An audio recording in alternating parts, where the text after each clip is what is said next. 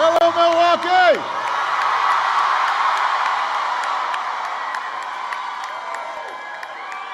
How's everybody doing? Are you fired up, Wisconsin? So, it is good to be back in the Midwest. It is good to be close to home. Now, I have to say in advance, first of all, somebody just pointed out I spilled some salad dressing on my shirt, which Michelle will tease me about tonight, but what can I do? This happens sometimes. I love you too.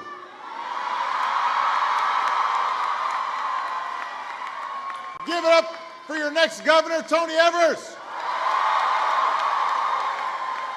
Your next members of Congress, Randy Bryce and Dan Cole. A leader we are sending back to the Senate, Tammy Baldwin.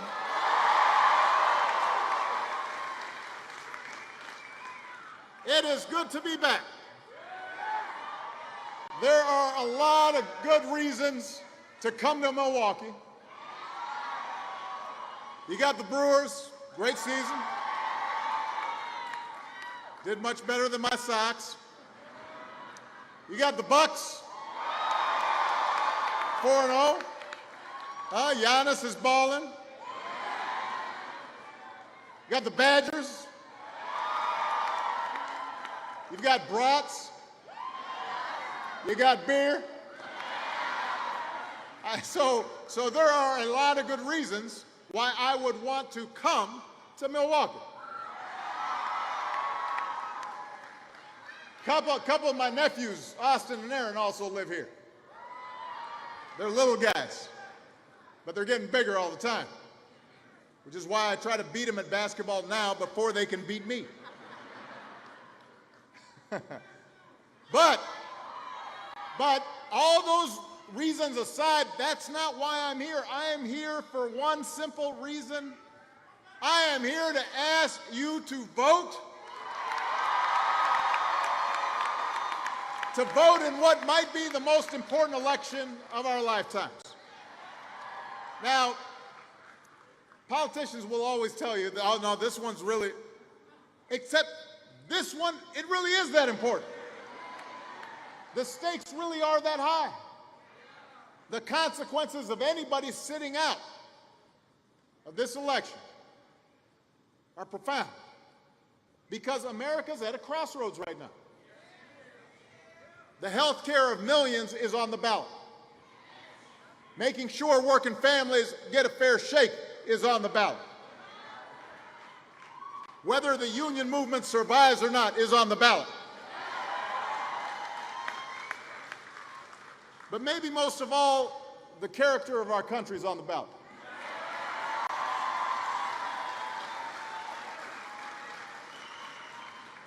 Now, the good news is that in the past, when we've been at these crossroads as a country, Americans have made the right choice. But we don't always do it right away. Sometimes it takes too long to make the right choice. And when we do make the right choice, it's usually not because people sit back and let history happen to us. It's because folks like you, folks like me, marched and mobilized and voted for a better history, voted for a better future. That's how we abolished slavery. That's how we overcame the Great Depression. That's how we liberated a continent. That's how workers' rights came about, and women's rights came about, and civil rights, and immigrants' rights, and LGBT rights. That is how the story of America became a story of progress, because we got out there and did the work.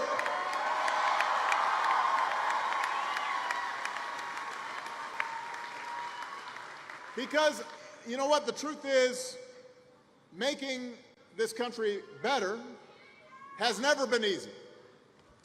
It's always been a fight. For every 2 steps of progressive change forward, a lot of times we take 1 step back. in conservative retrenchment. That's what happens. That's been the pattern. Every time we pull ourselves closer to our founding ideals, that all of us are created equal and endowed by our Creator with certain inalienable rights, whenever we start moving in that direction, the status quo pushes back. You win the right to form a union, then people try to bust your union. You fight and win a higher minimum wage, and then Congress just doesn't raise it for a decade. You win the right to vote, people try to make it hard for you to vote. The powerful and the privileged fight hard to keep what they got. And they will try to make you angry and cynical and distracted, and they'll try to exploit our history of racial division or ethnic division or religious division. They'll try to pit us against one another. They'll tell you that, oh no, everything would be okay if it just weren't for those folks who don't look like you. They'll say whatever it takes to keep their stuff, to maintain their privileges, even if it's not fair. Especially when it's not fair. They like it that way. Even when it hurts the country. Even when it puts people at risk. It's a cynical kind of politics, but frankly, sometimes it works. Now, the good news, Wisconsin, is right now you can reject that kind of politics. You can choose a bigger, more hopeful, more generous vision of America. But to do it, you got to vote. Right here in Wisconsin, you can early vote right now. Just go to vote.org. Find out where you can cast your vote today. And then go cast it for Tammy and Tony and Randy and Dan and the entire Democratic ticket.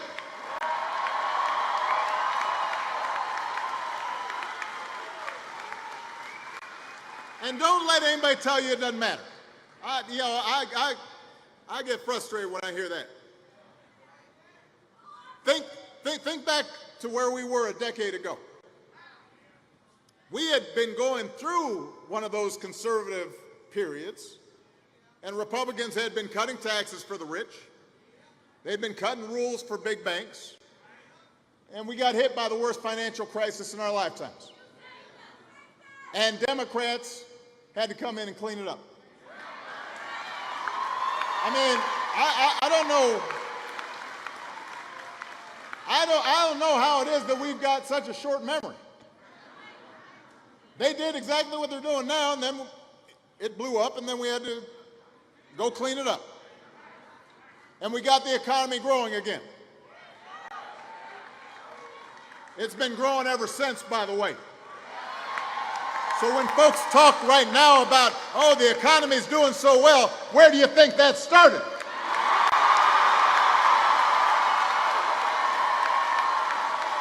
Come on. Tell the truth. Tell the truth.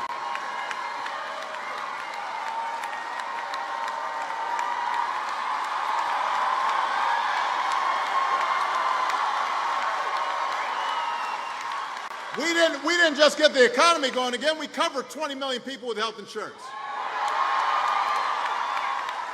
We doubled the amount of clean energy we generate and created jobs in the process.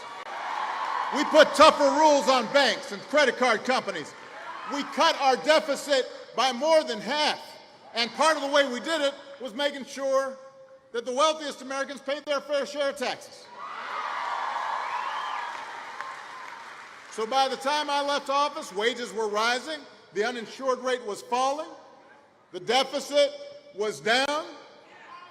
The economy created more jobs, by the way, during my last 20 months in office than we have in the 20 months since I left office.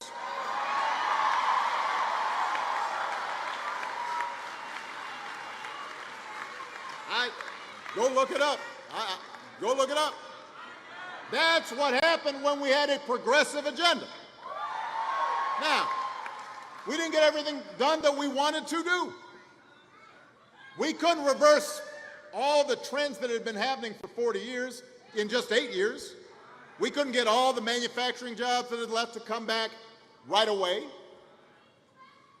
We couldn't immediately eliminate all the inequalities that had been building up over decades. And we sure couldn't do it once the Republicans took over Congress, because they blocked everything we tried to do. All right, so they've now had 2 years of control in Washington. What have they done with that power? No, it's not true they haven't done nothing. It's not true they haven't done anything. Let me tell you what they've done. They cut taxes for the rich and corporations to the tune of $1.5 trillion, just like they did the last time. They stripped rules to protect our air and our water, just like they did the last time. They ran up the deficits, just like they did the last time. And you know what? They know that none of this stuff is actually popular. So their response, instead of changing their policies, is to try to actively purge voter rolls to keep people from voting. And they try to scare everybody else with whatever divisive social issues they can come up with, just like they did the last time. So let's just take a look for a second about what they've been up to. They promised to take on corruption. Remember that? They have gone to Washington and just plundered away. In Washington, they have racked up enough indictments to field a football team.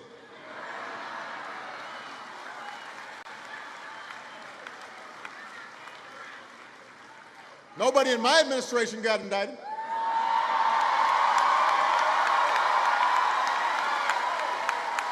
So how is it that they clean things up? In Wisconsin, some of your governor's own cabinet secretaries said that after all the schemes and cover-ups, they're endorsing Tony Evers for governor because they saw what happened and they didn't like it. Let me tell you something. As somebody who had worked for me said right before an election, he's terrible. I'm supporting the other guy. I would feel bad about myself. But they don't, because there's no shame. Their promise to drain the swamp, that was not on the up and up. So let's see, what else did they say? They said they'd fight for the little guy.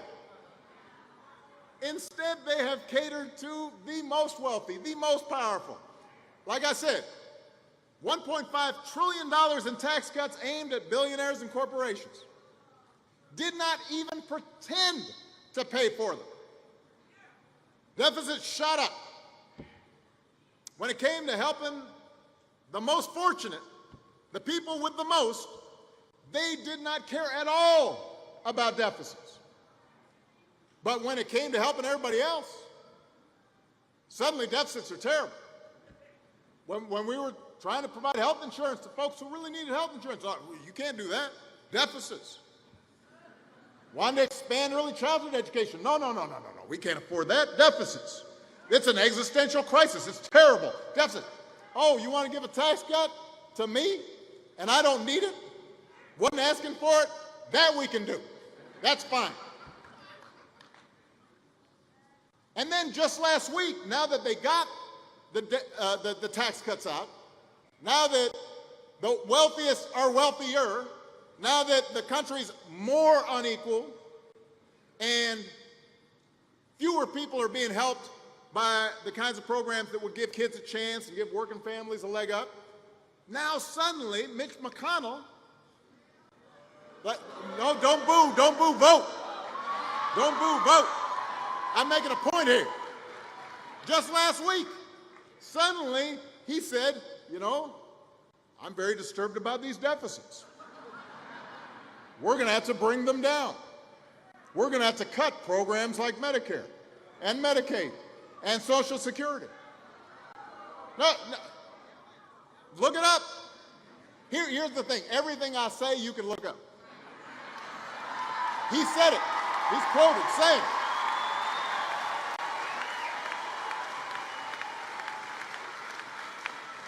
So just think about that for a second. Cutting Medicare and Social Security, right? Making it tough for working people to retire. For your grandma or your grandpa to make sure they got enough to eat and the roof over their heads. You're going to cut that so that some billionaire's tax bill is lower. That doesn't sound like fighting for the little guy to me. Sounds like a scam to me. All right, and then let's talk about health care for a second. 8 years ago, Democrats passed the Affordable Care Act.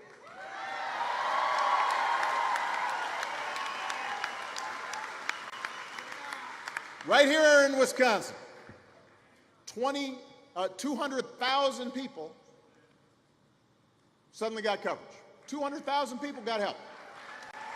The law made it illegal for the first time for insurers to discriminate against you if you've got a pre-existing condition. And by the way, I'm looking out at the crowd. Some of you are young. Maybe you don't think you got a pre-existing condition. I promise you, by the time you get to 57, you got something. It might be you battled cancer. It might be you've got an asthma scare. But according to insurance companies, even just being a woman is a pre-existing condition. And they were charging women more for insurance just for being a woman, which is a lot of gall.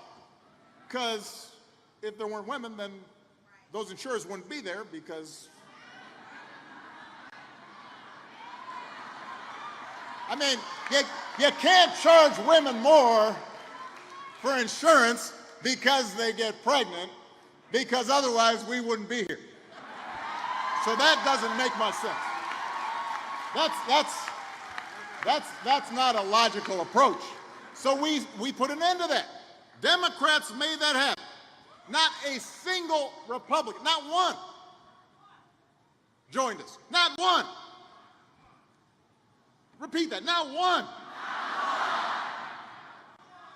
Since that time, they have spent the last 8 years obsessed with trying to undermine, sabotage, repeal that law that makes sure you're not discriminated against because of pre-existing conditions. They've done everything they could. They took over 60 votes in Congress to get rid of it.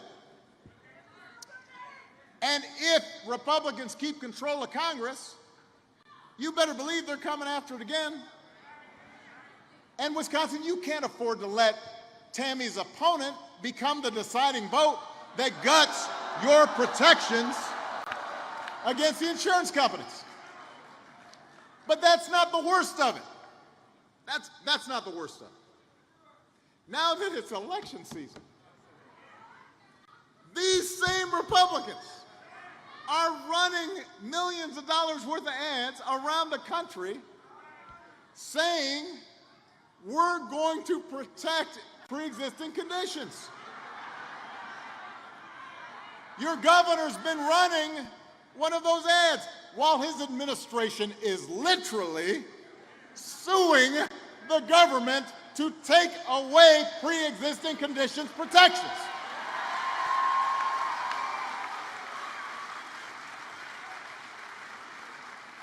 So, you know who you can trust when it comes to protecting your health care and making sure you're not discriminated against because of pre-existing conditions? You can count on Tammy Baldwin to do it. She was diagnosed, as you heard, with a pre-existing condition when she was a kid. She knows what it's like for parents and grandparents to worry about covering a sick kid. She's not going to let Republicans gut those protections. She's not going to let Republicans gut your Medicare to pay for their tax cuts. These Democrats are going to protect your care. If you elect Tony Evers as your next governor, he's going to do something your current governor refuses to do. He's going to expand Medicaid to cover 176,000 more Wisconsinites. That's going to make a difference. But you got to vote for him, and you got to vote for a Democratic legislature to help him do it. So don't think that this election doesn't make a difference. Your vote doesn't make a difference. But I want to go back to what I was saying earlier about those ads those Republicans were running, because I want you to think about this for a second. We just kind of take this for granted. Your governor has been running an ad during election time saying he is going to protect pre-existing conditions when he is literally doing the opposite. That is some kind of gall. That is some kind of chutzpah. But let's also call it what it is. It is a lie. And that brings us to a bigger question about this election. Who are we? What kind of politics do we want to see? What kind of accountability do we expect from our elected officials?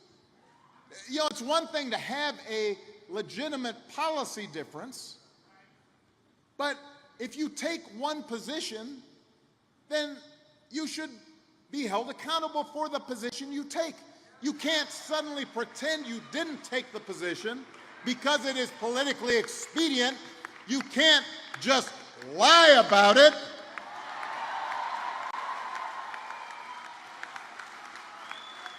Look, listen.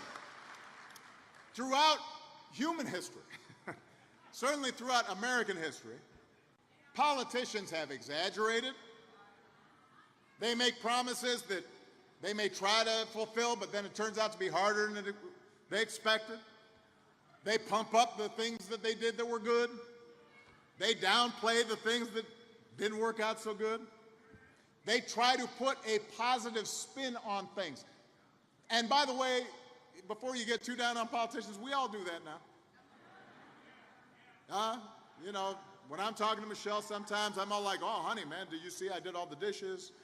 You know, and she's all like, "Yeah, but that's like the first time you've done that in a week. What'd you do wrong?" And I said, "Well, we all do that to some degree, right? I mean, it's human nature." But what we have not seen before, in our recent public life at least, is politicians just blatantly, repeatedly, baldly, shamelessly lying, making stuff up, calling up down, calling black white. That's what your governor's doing with these ads, just making stuff up. What he's saying is not true. And by the way, that's what Republicans in Congress are doing all across the country. On this pre-existing condition thing, they're running ads everywhere saying, we're the ones protecting it. It's not true. The president said he'd pass a middle-class tax cut before the next election. Congress isn't even in session. He just makes it up.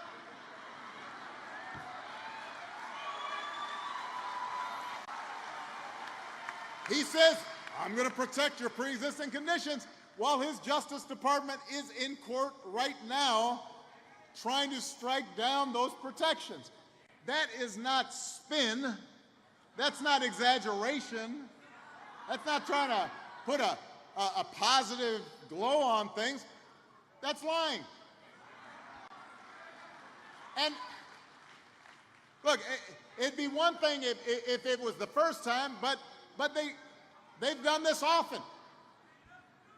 They just and accompanying making stuff up, they then try to scare the heck out of people before every election. It's always something a little bit different. And then suddenly the election comes and the problem that they were scaring you about is suddenly magically gone. You never hear about it again. All right, so let me just kind of run through this just to jog your memory. In the 2010 midterms, it was government bureaucrats are going to kill your grandma. Remember death panels? Just made it up. But that was a thing. 2014, Ebola is going to kill all of us. Remember that? In the last election, it was Hillary's emails. This is terrible. Hillary's emails. We were hearing emails everywhere. This is a national security crisis.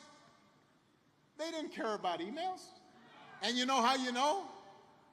Because if they did, they'd be up in arms right now as the Chinese are listening to the president's iPhone that he leaves in his golf cart.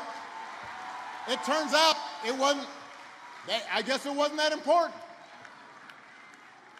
They scared you about the deficits. Now the latest thing, they're trying to convince everybody to be afraid of a bunch of impoverished, malnourished refugees 1,000 miles away. That's the thing that is the most important thing in this election. Not health care, not whether or not folks are able to retire, not doing something about higher wages or rebuilding our roads and bridges and putting people back to work. Suddenly, it's this group of folks, we don't even know where they are. They're way down there. That's the biggest thing. And you know, as soon as the election's over, everybody will be like, what happened? We were being invaded. Where'd it go? And you know what? It would be funny, except they do it every time, and too often it works. Everybody gets all freaked out. And we got to stop falling for this stuff. We're like Charlie Brown with football. You can't fall for that okie doke. Don't be hoodwinked. Don't be bamboozled. Wisconsin, don't fall for that kind of fear-mongering. Because while they are distracting you with all this stuff, they're robbing you blind. They're giving tax cuts out to billionaires. They don't want you to notice that. Look over there. They're sabotaging your health care. Wait, look. They're letting big polluters rewrite our laws to keep our air and water clean. Ignore that. Look over there. It's like a con where a door-to-door salesman tries to sell you a security system while his buddy sneaks in the back, takes all your stuff. It's like Home Alone. You remember that movie? Joe Pesci's sidekick, he's trying to sneak in the doggy door. I guess you're too young for that. But you know what? There's a more important point here. When words stop meaning anything, when people can just make up anything, democracy doesn't work. Society can't work. If you can just say anything and there are no consequences if it turns out what you're saying is not true, well, how are we going to have any kind of accountability? And frankly, part of the problem is that we've gotten used to it. We just expect that people just are going to just make stuff up. We just expect it. And part of the problem, frankly, is that a big portion of the media right now are used to it. And a part of them just repeat the lies over and over again. I promise you, Fox News will not tell you that what the Republicans are saying about pre-existing conditions aren't true. But you know what? It'd be nice if the serious outlets did and weren't distracted by the same kinds of fear-mongering that was done every election cycle. But I guess they can't help themselves, so they just cover it.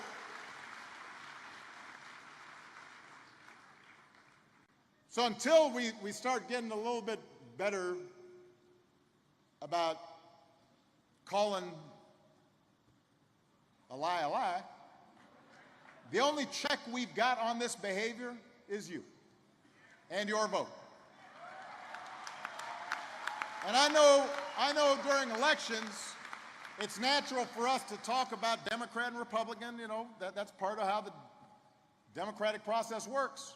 And obviously, I really think you should vote for Democrats, because our policies will actually make a positive difference in people's lives, and we actually do fight for the little guy.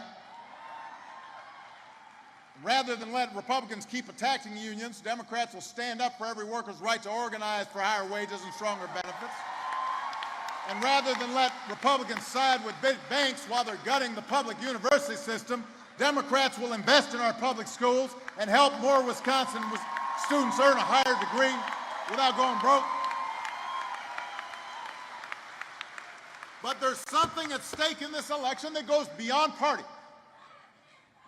What is at stake is a politics that is decent and honest and lawful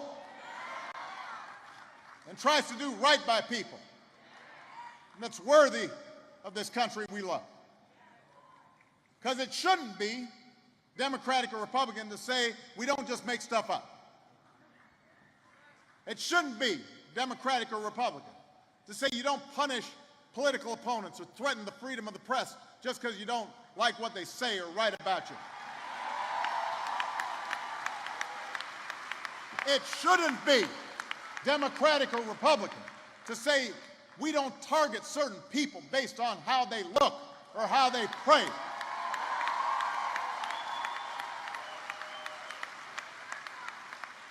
It shouldn't be. I love you too, but I'm making a point right now. You know what? I've got to believe that there are compassionate conservatives out there who think that there's nothing compassionate about ripping immigrant children from their mothers at the borders and leaving them in a cold cell. And I know there have to be people who consider themselves fiscally conservative who don't think there's anything fiscally responsible about trillion-dollar deficits. I've got to believe that there are people of all political stripes who think it's wrong when you say deficits don't matter when you're helping rich people, and pretend that somehow they matter a lot when you're trying to help working people. There've got to be people, I don't care what your party is, who think it's wrong to spend 8 years trying to take away people's health care and then spend the final weeks before an election pretending you're Florence Nightingale. There've got to be people who say that's not how politics should operate.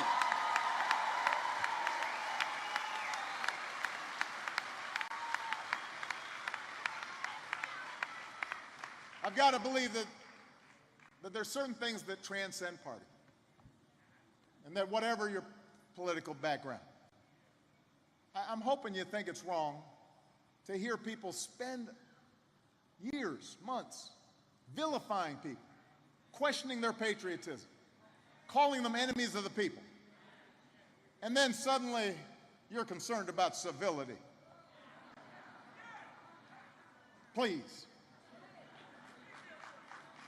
And by the way, we don't need more mealy-mouthed elected officials who claim they're disappointed by this bad behavior, but then don't do anything about it and just go along with it. We need leaders who will actually stand up for what's right, regardless of party. Leaders who will fight for you and what's best in the American spirit. Patriots who will stand up for anyone whose fundamental rights are at stake, whether it's your health care or your kids getting bullied in school because their last name is different, or a neighbor who's being harassed because of who they love.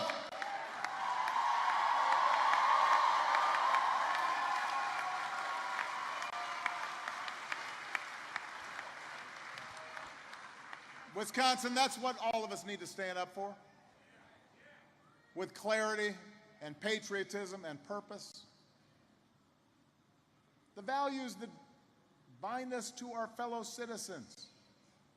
The values your mom taught you and your dad taught you that somehow we just ignore. What's happened? We got to get back to that, just basic stuff. We can have disagreements, but there has to be a certain code. There has to be certain rules in terms of how we treat each other and operate in the public sphere.